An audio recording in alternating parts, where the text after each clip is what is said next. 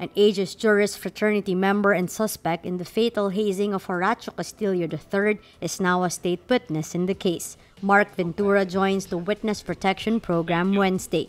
Justice Secretary Vitaliano Aguirre says Ventura told investigators everything he knows about the hazing and death of Castillo. Aguirre says Ventura named every Aegis Juris member present at the initiation rites of Castillo. According to Aguirre's narration of Ventura's testimony, Castillo was beaten up severely until his muscles swelled. Aguirre says, quote, "The first physical punishment began with punching his arm. There were about more than 10 who punched him, and they have a term that they would just continue punching him until his arm swelled." After the fratmen saw Castillo's arm swelling, they supposedly tapped the affected area with a spatula-like object to calm his muscles. Aguirre says everybody took part in the hazing at this point. The Justice Secretary says the person being initiated was supposed to get 10 paddles. The leader of the batch and the solo applicants were supposed to get 11 paddles. Aguirre says, quote, "On the third paddle on Atio, he was asked if he could still take it. He answered he could still take it. By the fourth paddle, he collapsed." Ventura tells investigators that when fratmen saw Castillo move after he collapsed, they struck him a 5th time. Castillo supposedly collapsed again. Aguirre says that's when the fratmen called up John Paul Solano, an Aegis Juris fratman and a licensed medical technologist. Medical treatment for Castillo was delayed because they had to wait for Solano. Solano testified he performed CPR on Castillo but was not able to revive him. Aguirre says a karaoke session masked the noise of the hazing. A social weather station survey shows 95% of Filipinos believe it is important for drug suspects to be captured alive. The survey shows 76% of Filipinos said it is very important and 19% somewhat important for drug suspects to be captured alive, for a total of 95%. The number of Filipinos who believe in the importance of capturing drug suspects alive increased in September by 5 percentage points compared to June, when it was at 90%. Another SWS survey also shows majority of Filipinos remain generally satisfied with the Duterte administration's war on drugs, despite apprehensions about the campaign. The survey shows 77% of Filipinos are satisfied, 14% unsatisfied, and 9% undecided on the administration's war on drugs, for a net satisfaction rating of positive 63. This is a 2-point drop from June, but well within the 2.5-point margin of error. Major developments between the June and September survey periods were the killings of teenagers Kian de los Santos and Carl Arnaiz during police operations. Foreign Secretary Alan Cayetano on Wednesday backtracks on his earlier statement that the Philippines is rejecting all forms of grants from the European Union. Cayetano says the Philippines will reject foreign donations that come with conditionalities that will affect our sovereignty. He says this is not an EU-specific policy.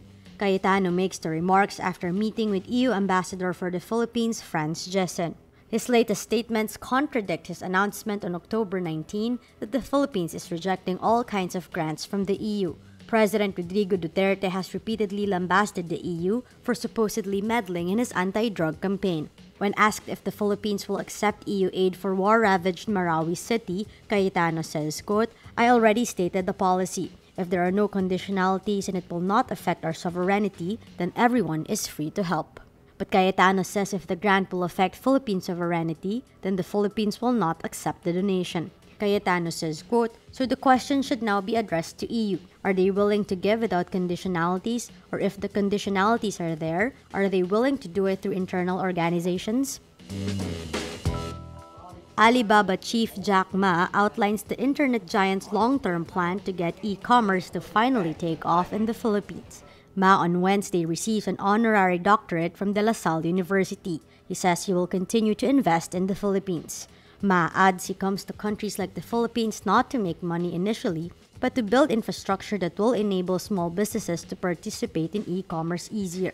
While e-commerce is viewed by most observers as the future of retail, it has been slow to take hold in the country. It captures only 0.5% of the total retail market in 2015, a figure projected to rise to 4.7% by 2025. Last year, the Alibaba Group spent $1 billion to gain a controlling stake in Southeast Asia's dominant e-commerce platform Lazada. and added a further $1 billion to increase that stake from 51% to 83% in June this year. Ma also urged the Philippine government to improve the country's internet infrastructure. I arrived late last night and I tried to test the speed of Philippines. It's no good.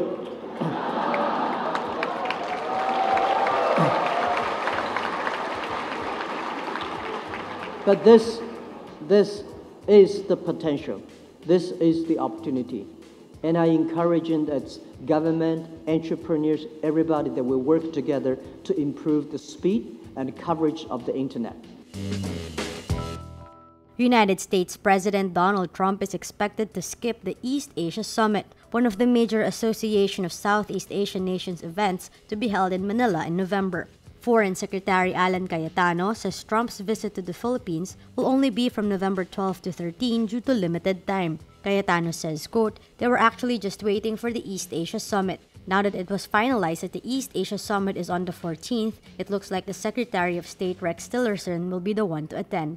The EAS is an annual summit attended by all 10 ASEAN countries and dialogue partners like the US, Australia, New Zealand, China, India, Japan, Russia, and South Korea.